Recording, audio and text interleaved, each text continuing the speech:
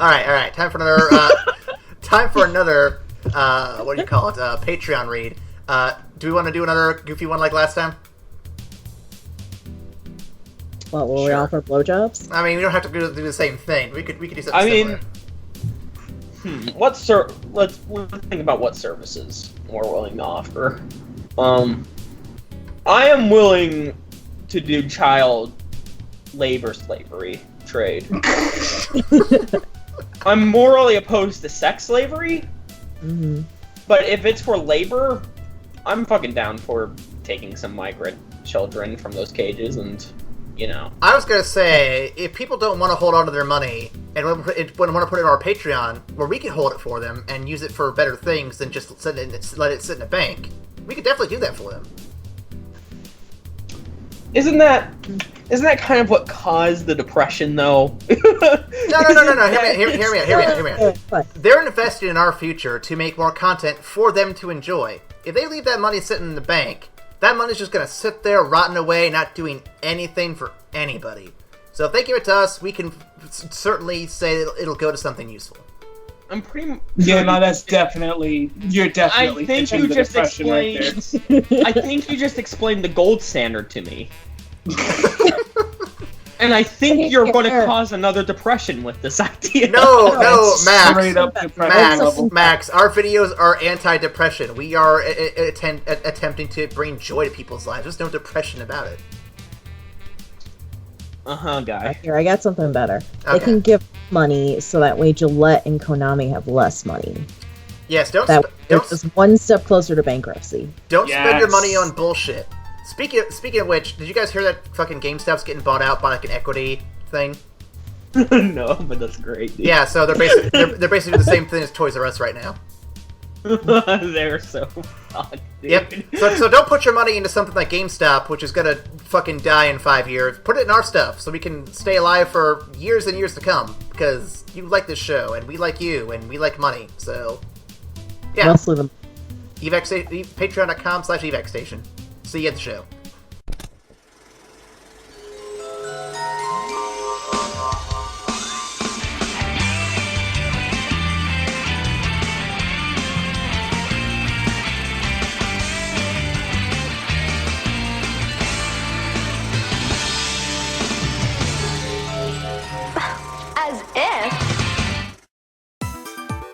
Hello, Internet! Welcome to the After Credits cast. We all need to find our own inspiration, and sometimes it isn't easy. Like Ryan Medora, who is inspired to belt out some sick tunes.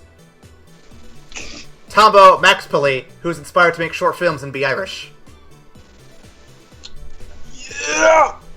And Nikiki Mendez, who is inspired to make my D&D Wizard's Life a Living Hell. Yep. That's what I do. And I am Aaron Gigi Waseska, because I had no other name for me. And I'm inspired to make host a lowly internet podcast. Welcome to the After Credits cast.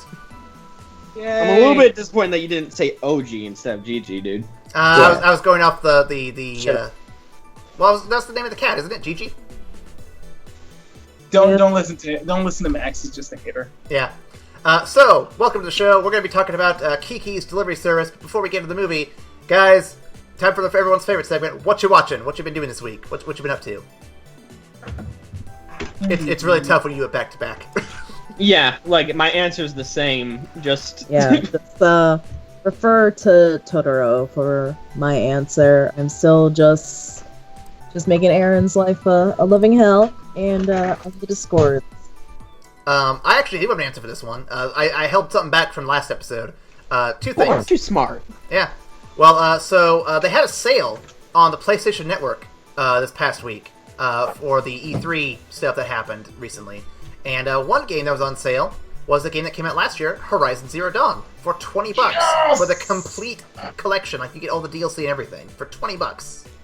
Yes! So, I bought that, and I actually managed to sneak in an hour yesterday and another hour today. Amanda was really nice to let me use the TV while she was doing other stuff. And, no. So we share the PlayStation where we watch the Netflix, the Hulu, and everything. And occasionally I'll play games on it whenever we get a moment. So I gotta play a little bit. I will say that, in my opinion, the face animations are a little weird at times. That's fair. That's fair. And I was gonna say I'm still not used to the button layout in terms of what the controls are.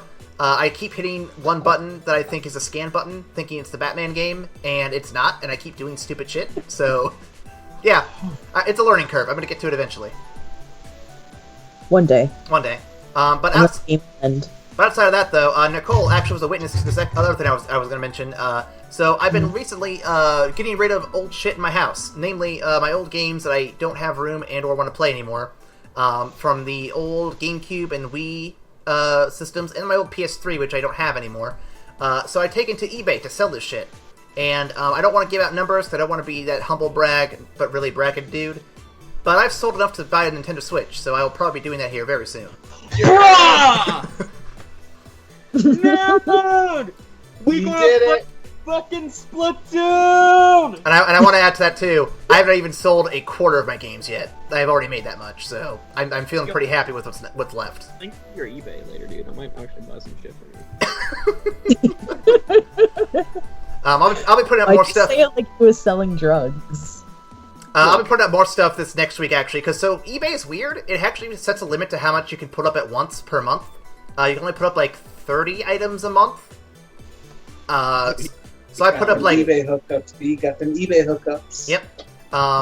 So right now I have 10 items sold, and I have like 7 more items people are bidding on that have not sold officially yet. But it's looking pretty good. I'm excited.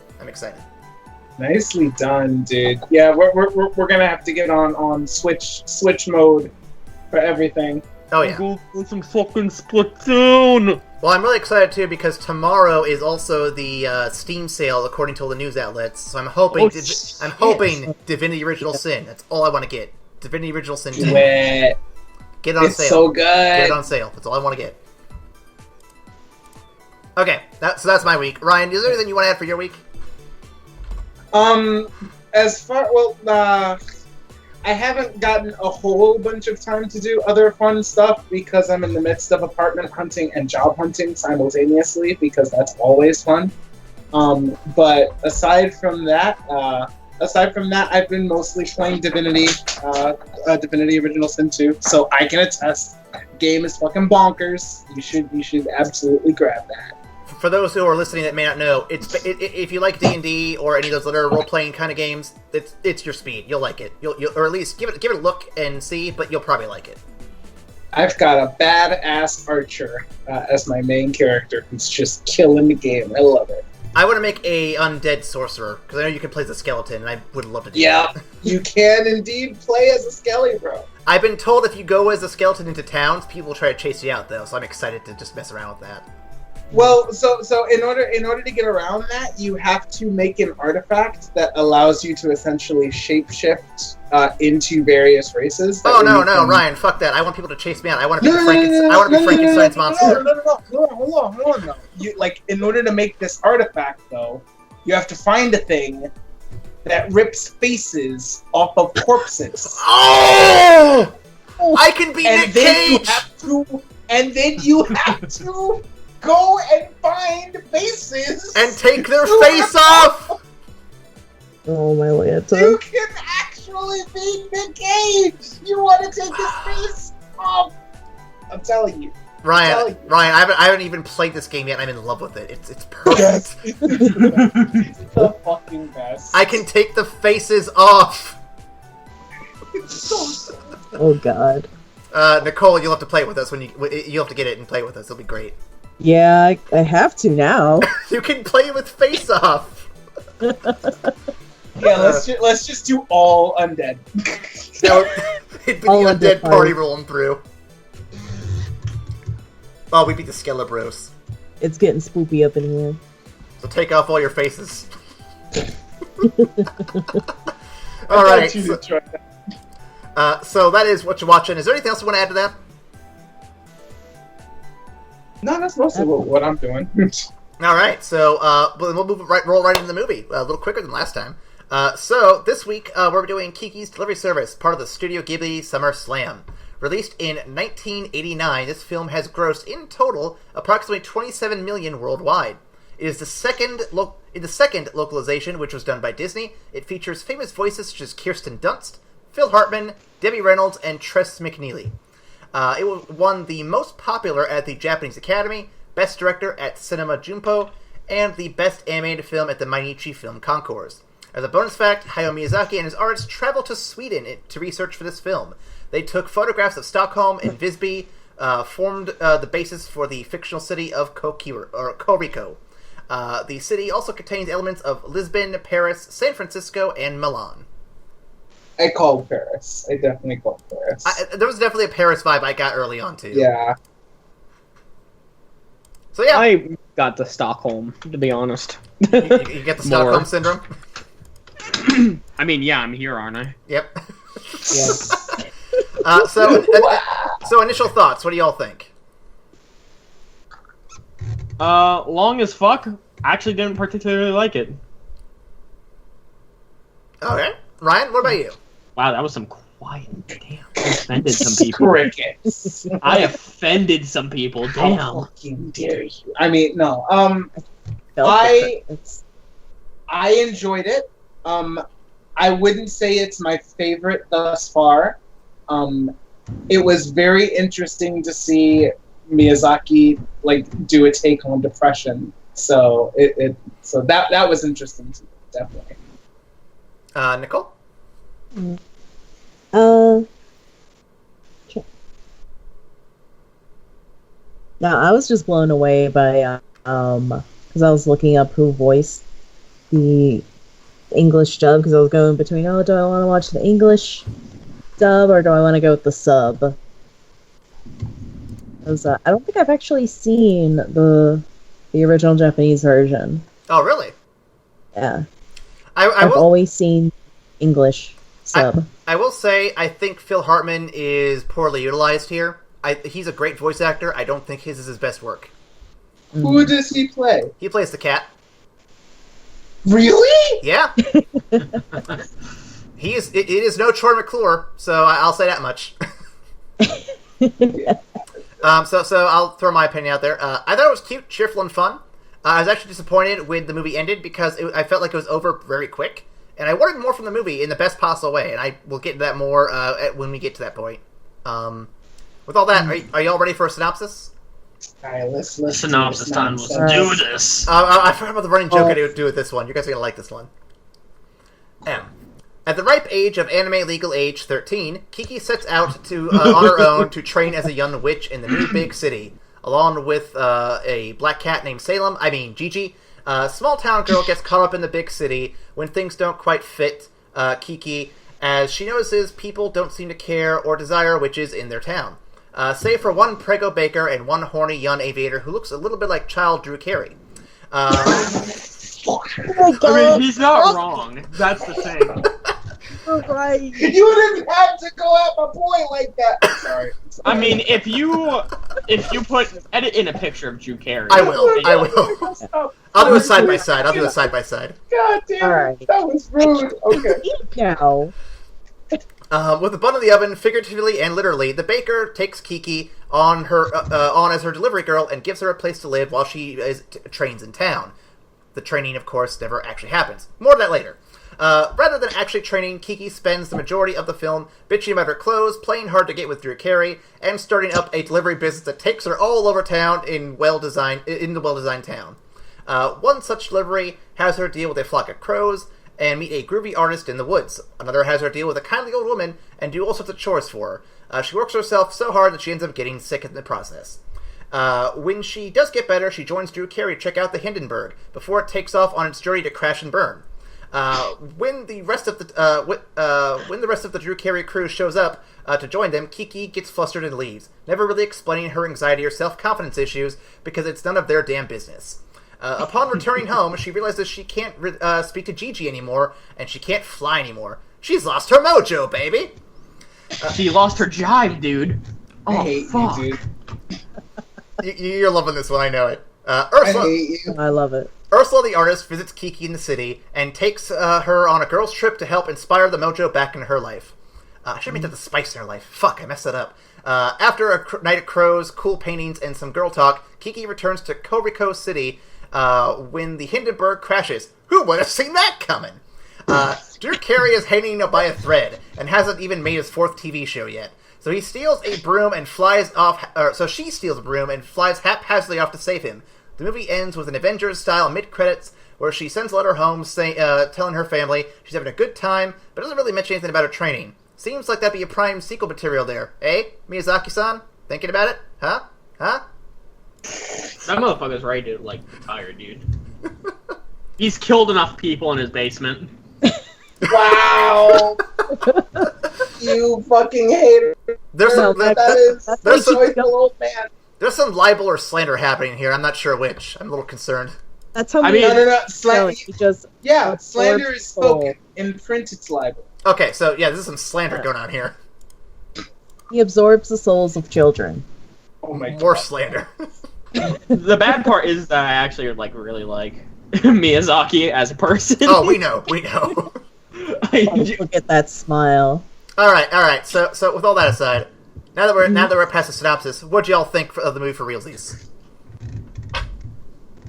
I mean, I was dead serious, dude. Like, I kind of get bored by it, to be honest. See, I had a lot of fun with it. I think what did it for me was the sweeping shots of the cityscape as she's flying over it. To me, that clicked with me. I'm like, okay, visually, I'm drawn into it. Let's see what you got. So I was just kind of hooked.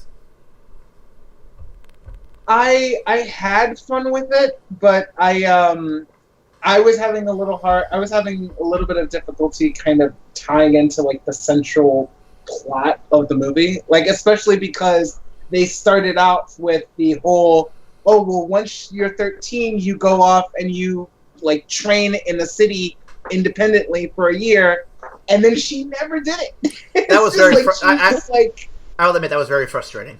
I'm like, aren't you supposed to be becoming a better witch? Aren't you supposed to? Don't you have a fucking job to do? I can half fly a broom. Let's just run this delivery service. I'm like, all right, girl, live your life. But damn, I thought you were gonna be a witch.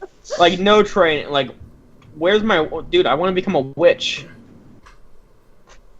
Also, I felt me becoming like I felt how old I was when towards the end of the movie I'm sitting there. I'm like, this spoiled little girl hasn't written her parents one goddamn time. How long has she been in this city?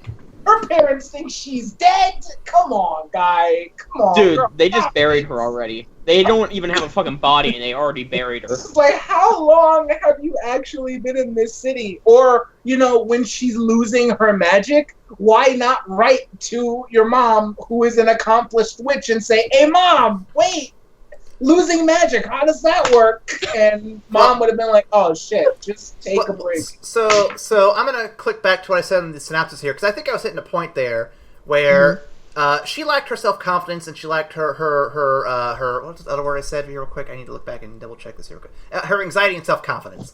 There was that going on, and I think that played into a lot of the decision-making here. I'm not a psychological expert by any means, but I do think that her reaction to Drew Carey's advances and to just her abilities disappearing, and maybe even the lack of communication with her parents, she just was not in the right headspace for it, I guess. I know it's a very... Oh no, it was 100% Drew Carey. Bruh. Once you've seen it, you can't unsee it. Boy, man. Dude, Drew Carey is one step away from Woody Allen, let's be real here. Oh my Right. Nicole, where do you sit on this one? I think it's kind of in that same camp as Totoro was, where I just know the beats of the story so well that I kind of get bored with it. But there was also that moment in the beginning where I was like, what's with the Japanese and sending off their kids? Yeah, they're like ready for them to be gone. Well, at least they wait till she's 13. 13 here. But in Pokemon, they leave at 10. She's 13, but the mom still is hesitant because she's like, you can barely fly. I haven't taught you how to mix potions. Like, you're probably How am gonna I supposed to protect you from the fuckboys? Well, so here's a question though: if she needed to learn all that stuff before she left, where the hell was her mom for those first 13 years? Why didn't she just do it She then? was busy. You had 13 years. You couldn't make a weekend do that. I would argue that Kiki was just a shitty student. Yeah. I mean, No lie, I agree with that. I mean, literally, her parent. She's like, I think I'm ready to train. And, like, her mom straight up is like, I don't know, man. You are kind of bad at your job right now. Yeah. And she's like, no, watch me, Thought. And, you know... and you know what? She gets to the city, and as Ryan fucking said earlier, she doesn't do her... she doesn't fucking train. Exactly. She starts a fucking delivery service. Yeah, I'm not gonna lie, I would have liked to seen more witch training, or... So here's my thing. And this is like a question I have listed at the end, but I'm gonna get to it now since we're kind of discussing it a bit. So, if there was a chance to see more of Kiki doing stuff, whether it's like a short OVA, or a mini-series or something like that, just something, would you want to see her actually go through training, see more weird delivery adventures, maybe see her fully grown as a witch? Would you want to see any of that at all? I'm personally okay with not, because again, you do kind of a double take where like the movie starts off in one direction and then it kind of switches and you realize the central conceit of the movie is not Kiki becoming a witch, it's Kiki learning how to live independently and how to deal with depression. And when that becomes the focus of the movie, it does its job well. So I feel like I feel like I would love to have explored more of that like witch culture and like her becoming an actual full-fledged witch, but that's not the story that they told, and I was okay with it. I'd love to see those Drew Carey babies. All jokes aside, no, I agree with Ryan. I think where it was left is honestly the best we could have asked for. I'm just gonna say that. Just why is everyone okay with Drew Carey being such a stalker? Because it's what you expect from him in real life. So I mean, True, I but- didn't get this. I did not get a stalker vibe. Oh, he's such a fucking stalker. have you ever watched him like function? Damn it! You have. I called him fucking Drew Carey. Fuck. So speaking of Drew Carey, No, my boy, whose name is escaping me because fuck you guys. Because it's fucking Drew Carey. Don't deny that shit. The little boy in the fucking movie. Drew Carey, Who is not Drew Carey. No. Oh, it's Drew Carey. Fucking little boy my ass, that motherfucker was hung. Like a horse. Did you see the sex tape afterwards? It's in the credits. Yeah. So- That's what he's at the end of the credits. So speaking of Drew Carey, what'd you all think of his fucking fucked up bicycle? What the hell was all that about? Oh my god. Dude, that was like the janky... Okay, dude, legit, right? Shit I've ever seen. I have cousins in Russia. Their bikes look like that. I don't know if I believe you on the cousins or the bike more, honestly. You should believe... Like, I'll fucking send pics later, dude. It's... I'll have it because, like, it's the ghettoest shit, dude.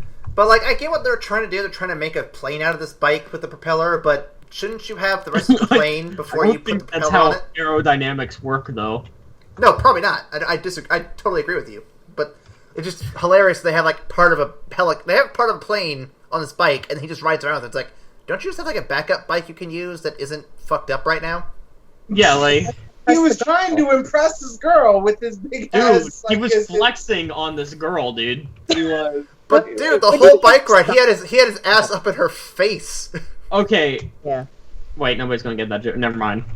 No, do it. Somebody explain to me the difference between fucking Drew over here, right? And fucking Jake Paul. Explain that shit. I actually don't get that one. I mean, I know who Jake Paul is, but I don't get the reference. I don't get who is Jake Paul. Oof. Do I want to know who Jake No, Paul? fuck no. Fuck no. Moving on. So okay. I saw the movie in English. What did you guys see it in? I watched it in Japanese. No subs. Nicole? English. Okay, so you can help me out with this one. Maybe you guys can too. What is your impression of the cat, English or otherwise? Because like I said earlier, this is not Phil Hartman's best work, and I don't know how the Japanese one sounds. So I'm very curious what it sounded like on your guys' end. The Japanese one I thought was nice. I liked the cat for all of the time that he fucking spoke. Like, I think the dialogue. I was dialogue, salty as fuck that the cat stopped talking halfway through. Yeah, like, because I wanted to hear more from the fucking cat than I did Kiki, to be honest. Yeah. Damn, see, I didn't say all that. Well, I'm throwing it out there that I wanted to fucking hear more from the goddamn cat. Well, I actually was disappointed at the end when the cat's voice never came back at all. Like, we never heard it speak again. And I'm like, okay. Yeah, that's what I meant. And I was like, it was really impactful to tie it to her losing her powers. It's like, I can't hear my cat speaking because I'm losing my magic. And I'm like, oh shit, okay, no, that's really fucking serious, girl. You need to fix this. And then when she had somewhat got her shit together on this dusty-ass broom, he still wasn't talking. And I'm like, what the fuck? What? Magic? What? Dude, maybe he was passive-aggressive about the whole, like, fucking food thing that happened earlier, dude. I mean, cats get passive-aggressive. He was saving his voice for his girlfriend. That's what it was. Yeah. That's that snooty ass French cat. Hi, I'm Yeah, Gigi. dude. You might remove from other such cartoons. It's The Simpsons. Well, isn't it in the Japanese version Gigi can't talk because she's growing up? Oh, is that it? I believe so. I mean, that wasn't really made clear when I watched it. Yeah, I was That's gonna say, it because wasn't made clear in the English version either. Yeah, well, because it's the English version, for kids. And poor kids didn't do this one. You calm down. Okay. So going back to characters here real quick. So I want to bring up a character that stood out to me as being very weird. So during the blimp Besides scene... Carrie? Oh, boy. Besides Drew Carey, yeah. So during the blimp scene, Guys. Kiki is at the madam's house.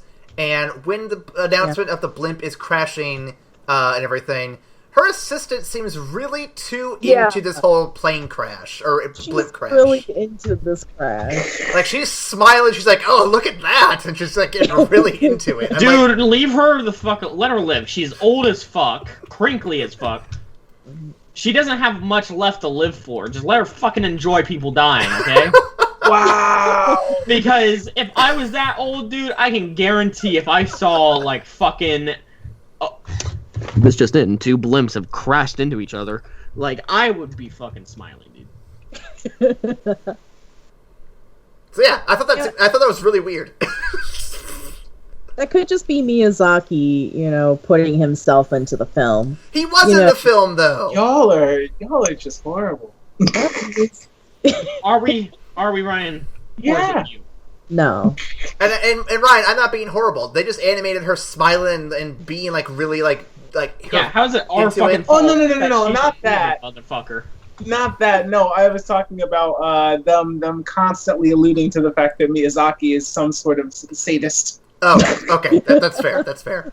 I mean, listen. Let me ask you this, Ryan: is it worse that they're calling Miyazaki a sadist, or that the guy in charge of Pixar is an actual like pedophile rapist guy? He's like legit a pedophile.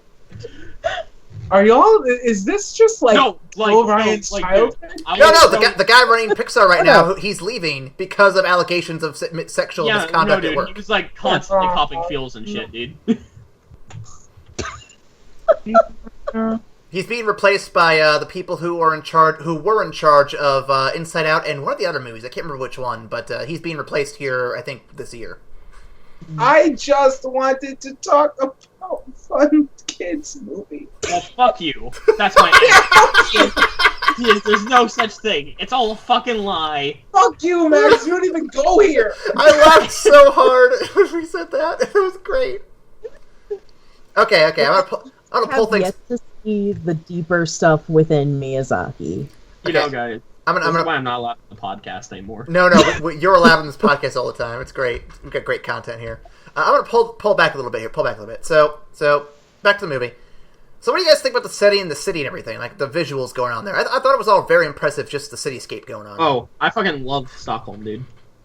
And, like, as a result, that nostalgia gave me the biggest fucking brain boner. Yeah, it's really beautiful. Yeah. Just the city, it being by the ocean, her flying over the ocean, top notch. Well, and as Ryan said earlier, I got a very strong feel of Paris between the visuals and the music going on. Like, it was like a combination was just enough Frenchy to me that I'm like, oh, okay, I get what's going on here. Yeah, It's kind of a weird blend. I love the cityscape. I loved seeing the cityscape. It was a weird blend for a Japanese movie, I'll say that much. Yeah. But, like, here's the thing, right? Like, the blending of Stockholm and Paris just feels awkward to me at some points. The blending of anything with Paris is awkward. Anything about Paris is, like, fucking dirty, but that's besides the point. What's your surrender monkeys over there?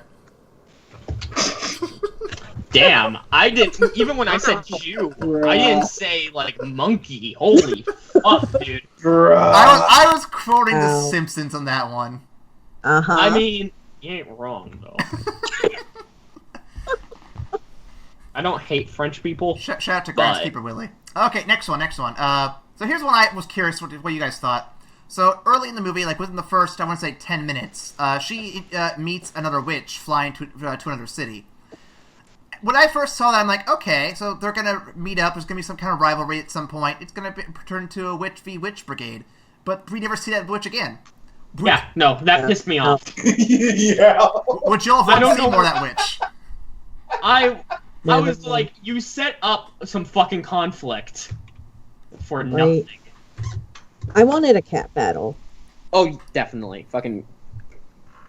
They were definitely leaning hard. Like early in the story, they were leaning hard towards the plot centering around her training and her upcoming as a witch, and it ended up just being a big ass cocktail. So, it deviated harder than this podcast does on topics. Damn. Touche, sir. Touche. Okay. I got two more questions. Honestly, go ahead. I'm sorry. It's just honestly when I lost hope of getting the actual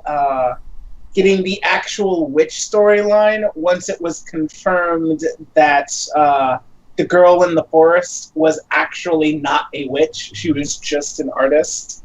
Because as soon as I saw her, I'm like, that's a witch. And she's going to teach Kiki how to actually do some shit. Just wait for it, and it never happened. I was just like, okay, yeah, we're not getting the witch story. But an artist just can't live in the forest. She has to be a witch. I'm not saying that she wasn't. How fucking I'm not racist. saying that she wasn't a witch. I'm just saying I called her being a witch, and when it turned out that she was just a really passionate artist who surrounded herself in nature to be inspired, I'm like, okay, that's really cool. Well, wait. You're accusing her of being a witch? Someone quickly. We gotta burn her at the stake. No. First we need to get a goose, obviously. Yeah. I see the fireworks in the background. Dude, are you sure somebody's not getting skull fucked in the background? Is that the ghost? I'm realizing that it's not the neighbors next door. It's in my fucking backyard. Is it your fucking roommate just kind of, I don't know, skull fucking someone? No. How confident are you with that answer? Because you do not sound confident. 83% confident? Otherwise, that's just like somebody's super loud. Somebody's eye socket is getting penetrated right now. Mm-hmm. How do we get to eye penetration in a fucking... Because that's what it sounds like. Because you invited me to this podcast. Fair enough. Alright, so I have two more questions left for you guys on this one. Number one, why does she not invest in a poncho? Right? Ponchos are fairly inexpensive. You could just fashion up a tarp, honestly, if you really wanted to. Side question here. Why did she only bring one dress? Look. When she had packed all those clothes? Because that would have been too heavy for the thing, I bet. Mm. she carried a big ass I don't want to hear it. package, like for a delivery. I don't know about all that. I don't. I'm with Ryan. Okay, but we're talking about a typical 13-year-old girl. Nicole, you need to help me out here. I don't have a frame of reference. Okay. How many clothes did you have as a 13-year-old girl? I mean, I had a lot of jeans, a lot of shirts, but I would pack, if I'm going away for a year to train, I'd probably pack more than one dress. Just a thought. Just kind of a thought that you might pack a little bit more. Yeah, I might pack a little bit more than one outfit for a year. Or you pack less and just go nudist. I feel like you're endorsing some things that we should not be endorsing on a podcast. So I'm just gonna Listen. I'm just saying, if you've seen the game Bayonetta, she is a witch, and she just wears her hair. Yes, but she's also not 13. Yeah, She was 13 at one point, though. We don't know when the 13 and the hair clothes happened. Okay, Weinstein, I'm gonna cut you off here. Wow! Funny. I don't even know what's happening anymore. It's funny because Pixar. Max, you're an awful person. Okay, last question. What gave you that hint? Last question, and then we'll move on to the next segment. What do y'all think of Kiki's arc overall? I would rate it 1 Miyazaki-san out of 2. I just realized that's actually like a really bad ratio mathematically, it's isn't pretty it? bad. It's like 50%. Yeah. Way to math. I'm not even a math guy, and I know that one. I would say like 2 out of 3 Miyazaki-sans and German Sex Dungeon. That's a pretty decent rating. Without the German Sex Dungeon, yes, I pretty much agree. All right. Well, if we're ready to move on to the next segment, gentlemen, ladies, I have another conspiracy corner for you guys. Do you actually have? Oh shit! I can't wait for this shit. Ooh, yeah, let's cue get this going. The music again. Cue the music again.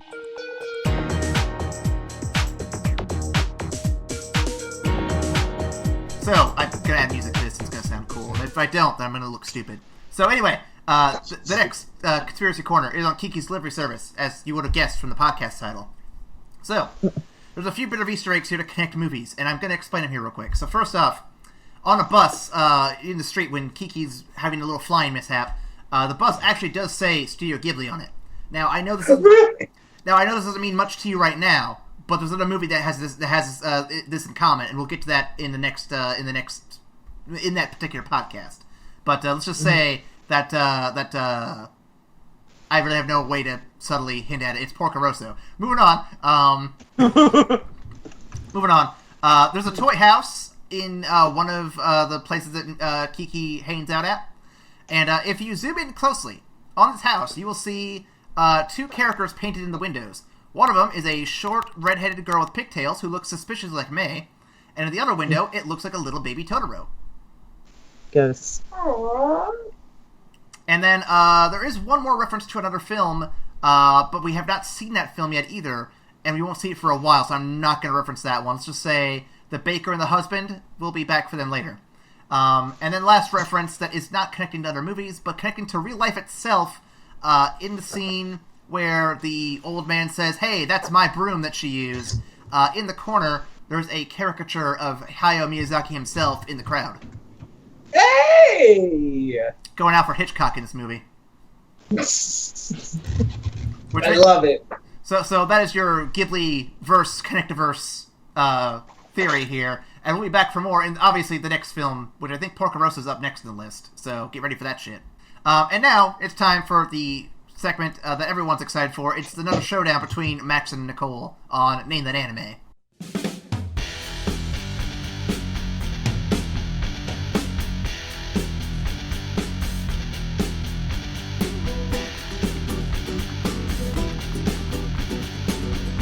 I feel like I'm gonna do it first this time, dude. You actually might. I don't know. At least one of these I think you might get. Alright, are you 2 ready for this? And Ryan, if you do know one, do step in. I'm excited to see if you can get... Speak up, bitch. I would have, but Okay. would've I'm sorry laughed. that I fucking guessed. Anime number one. Clue number one. All right. This supernatural action anime was originally released as a 6-episode run in November of 1993, which, oddly, took place in the middle of an arc from the original manga. That's a lot of information for one clue. Helsing. It's not Hellsing. Yeah. That was a good guess, though. It was a pretty solid guess. Anyone else want to jump in on this one?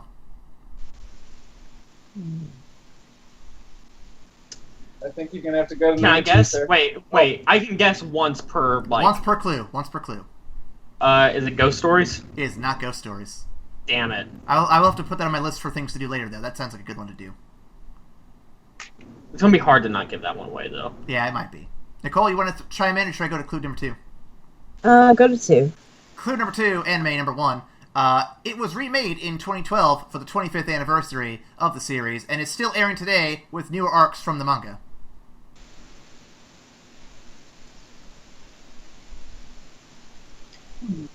The door's wide open, boys. Could you repeat that one more time? Yep. It was remade in 2012 for the 25th anniversary of the series, and it is still airing to this day with newer arcs from the manga. Oh. Oh, does Max got it? When did you say the original run was again? 93. 93? Damn. I don't think it's right, then. Okay. Wait, I'm gonna guess. Still. Okay. Is it JoJo? Fuck, he got it! I didn't even get to my favorite clue, which is number 3. I'm going to read it anyway. Islamic fundamentalists filed complaints that ultimately slowed down production of this anime in 2008 due to the scene where a villain is holding what appears to be the Quran. Ooh. Shit. Ah! Oh, But you guys missed the best clue, which is number 5. You thought this was the 5th clue, but really it was me, Dio. Oh god, that would have been great!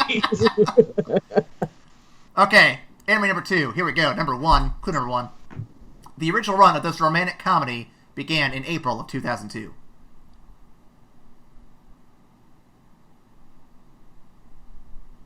I got a number 2. Clue number 2. The manga was first made by the production team to be targeting an older male audience versus their usual younger female demographic. Oh, that's disturbing. I'm glad that you said it. This one I get. Clue number 3. Clue number 3. This might be the tough one here. 3 video games were released from this series. One for the Game Boy, a visual novel for the PS2, and a communication game on the PC where players teach the main android character how to speak. The fuck? What? Is it a dot hack? Nope. Okay. I feel like Nicole's gonna be the first one to get this, probably. Oh, definitely. Okay. Clue number 4, or Nicole, you have a guess for it? No, go ahead. Okay, clue number 4. The central theme is around subservient human-like machines, similar to iRobot or Detroit Become Human. Oh shit! I'm gonna let Nicole go first because that's probably not right. Chobits? Yeah, it's Chobits. Yeah, I wasn't right. What were you gonna guess, Max? Cyborg 009. Oh yeah, you were way off there. Yeah. All I right. thought it was a very bad. That's something like I was thinking Chobits, and I was like, when did it come out? Because I'm really bad with when things. Yeah, like things coming out typically does not help me, to be honest. Oh, that's why I make that the first clue. It's the most distant clue I can give. Okay. Okay, so here is anime number 3, all for all the money. The original run of this anime, let me start over. The original run of this adventure parody anime was in 2003. Are you joshing me right now? I'm not joshing anybody. Adventure parody. All right, are you ready for number 2? Definitely. Yeah. It is a series influenced by Japanese manzai humor, which basically means this is an anime if Deadpool was writing it.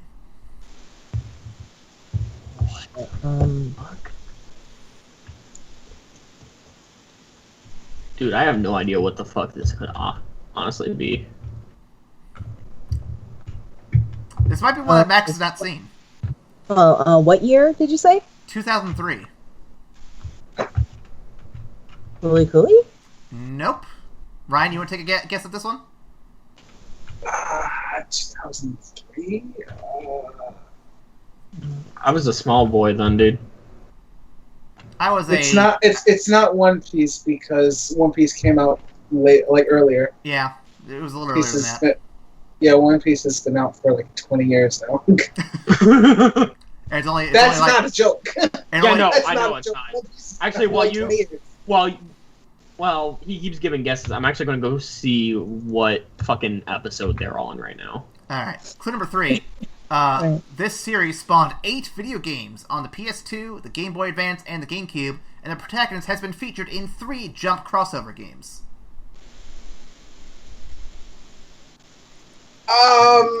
Fucking Bleach? Nope.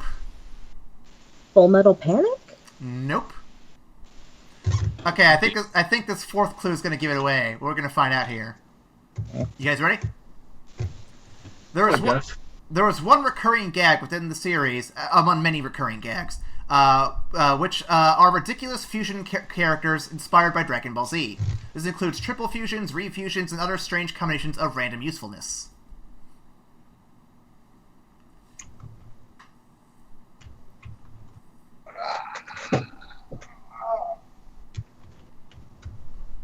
Fuck. Fuck. Has this something that none of us have seen? I have seen it. I know what it is. I might be the only one who's seen it. Fuck. Which is weird. I should not be that person. Okay, I've got one more clue if everyone's ready for it. Okay. This anime had to cut original gags of the manga, as many of the jokes featured appearances of characters from other mangas, such as Yu-Gi-Oh!, which weren't allowed in the anime release. Fuck, I feel like I know this one. Look, I feel like as soon as he says it, I'm going know. to shit myself. I feel like Nicole's the only one who's going to be close to getting this, if she... I feel like I've seen this, and as soon as he says the answer, I'm gonna, like, just hate myself. I did not... I think it's gonna... Go ahead. I think it's going to be something that, like, I've always meant to go watch, just never got around to. What's funny is, as soon as I say it, Nicole's going to know exactly what I'm talking about. Yeah. Right? Alright, man, what is it? The series is called Bobobo. Fucking hell! For those who don't know, it's about a giant buff white dude with a blonde afro who fights people with nose hair. Hell. Yeah, there was no fucking way I was getting that one. Damn it. I'm so mad right now. I'm fucking salty at myself now. Like I told you, Nicole, you should have gotten that if anybody. I know, I should have, because I've actually seen that piece of crap. By the way, I like it. I find some of the jokes to be pretty funny. I didn't like it. By the way, to answer the question earlier, One Piece has 1,053 episodes currently on Crunchyroll. Oh. Yep. I thought Simpsons had the record for longest... No, never mind. I'm not going to get into that. Okay, so... Oh, God. Oh, I'm so mad right now. So we have no winner this time, just a bunch of losers. So we're going to move on to our final segment, which is ranking the movie and closing out the podcast. So guys, how would you rank this film on our scale of platinum to shit? Or I guess you'd go up. It'd be shit to platinum. I would say This bronze. Yeah, this one I would give it bronze. What'd you say, Nicole? I was agreeing with that with bronze. I was thinking that. I would go silver. I had a lot of fun with this one, but I could easily put it as a bronze as well. It's in that straddling line a little bit for me. But yeah, that's pretty much cut and dry there. Anything else we need to cut up before we get to the plugs? No? Well, that was a short one, so I'm going to go ahead and do the plugs real quick. So thank you for watching, and if you want to follow us on Tumblr, Twitter, or Facebook, you can meet us there, you can leave all sorts of comments, you can chat with us, all sorts of fun stuff. And if you also want to donate money to our Patreon at patreon.com/evacstation, you can donate us some money to help keep the show going, keep the lights on, get new shows going. We'd love to get some money to eventually put funds towards a second podcast or third podcast for like video games and shit. That'd be fun. Gas. I know, right? I love a video games podcast. So if you want to do any of that, please donate to the Patreon. We'd love the help. And lastly, if you want to reach out to us for comments, or if you want to tell us what your favorite Miyazaki film is, and we can read your comments on the show, make sure you send us an email. Ryan, what is that email? That is evacstation@gmail.com. evacstation@gmail.com. And if you go ahead and do that, we will read your stuff as soon as it comes up. Or if we don't get any until near the end, we'll probably like a wrap-up episode that we just read everyone's stuff. It'll be fun. So next week, let me actually see the list real quick, 'cause I don't remember what's next on the docket. It's either Porco Rosso or Only Yesterday. I can't remember what comes next. According to my list, Only Yesterday is actually the next one in chronological order, so we'll be doing that one next, followed by Porco Rosso. Cool shit, buddy. So tune in for that next time, and as always, we'll see you after the credits. Bye. Bye.